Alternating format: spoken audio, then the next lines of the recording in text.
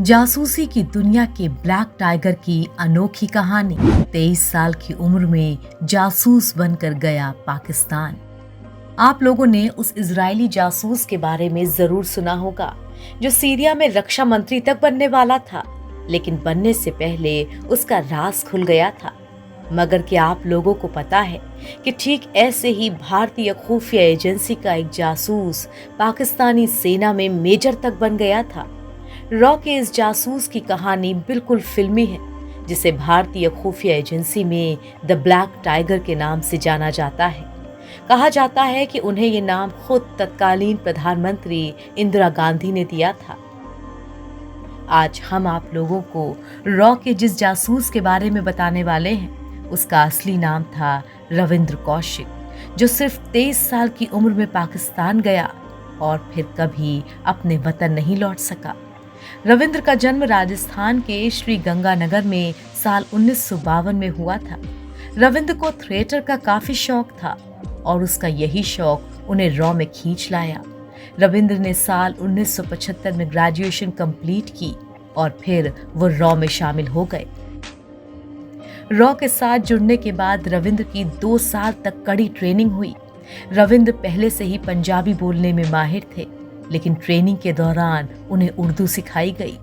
Raw ने रविंद्र को वो सब कुछ सिखाया जिससे वो पाकिस्तान में पाकिस्तानी बन के रह सके। इस दौरान रॉ ने उनकी सारी पहचान मिटा दी और उन्हें एक नई पहचान दी गई।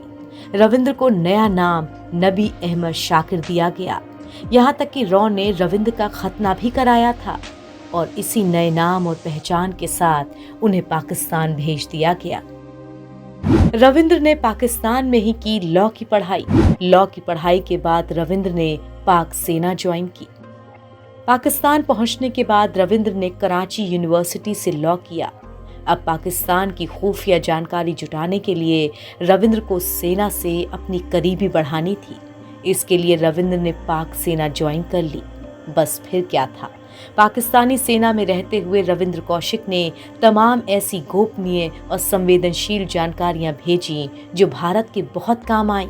ये वो वक्त था जब भारत के खिलाफ पाकिस्तान जो भी बड़ी नापाक साजिश रचता था, दिल्ली को पहले से ही उसकी भनक लग जाती थी। सेना में रहने के दौरान रविंद्र को अमानत नाम की एक पाकिस्तानी लड़की से प्यार हो गया था। रविंद्र ने बाद में अमानत से शादी भी की थी। पाकिस्तान की हर खुफिया सूचना भारत पहुंच रही थी। पाकिस्तान को भी समझ नहीं आ रहा था कि ऐसा कैसे हो रहा है। रविंद्र भी पाक सेना में मेजर रैंक तक पहुंच गए थे, लेकिन उनका साल 1983 में राज खुल गया। इसके पीछे गलती रॉ की थी। दरअसल रॉ ने एक और जासूस इनायत मसीह को कौशिक के संपर्क करने के लिए भेजा। मसीह पाकिस्तानी खुफिया अधिकारियों के हत्थे चढ़ गया और पूछताछ में टूट गया। उसने मेजर नबी अहमद शाकिर का राज भी खोल दिया। पाकिस्तान के सामने रविंद्र का राज खुल चुका था। गिरफ्तारी के बाद पाकिस्तानी सेना ने अगले 2 सालों तक उन्हें जमकर यातनाएं दी। जब पाक सेना रविंद्र से कुछ न उगलवा सकी तो उन्हें लालच भी दिया गया, लेकिन रविंद्र ने देश से गद्दारी नहीं की। 1985 में उन्हें मौत की सजा सुनाई गई, जिसे बाद में उम्र कैद में तब्दील कर दिया गया। रविंद्र कभी सियालकोट तो कभी कोट लखपत तो कभी मियांवाली जेल में रखे गए। हर जेल में उन्हें टॉर्चर किया गया और नवंबर 2001 में उनकी टीबी और दिल का दौरा पड़ने से मौत हो गई। रविंद्र ने पाकिस्तान में टॉर्चर सहे, लेकिन कभी उन्होंने मुंह नहीं खोला। रविंद्र के पकड़े जाने के बाद भारत सरकार ने उनसे अपना पल्ला झाड़ लिया था और यही वजह रही कि मौत के बाद उनका शव भारत नहीं आ सका।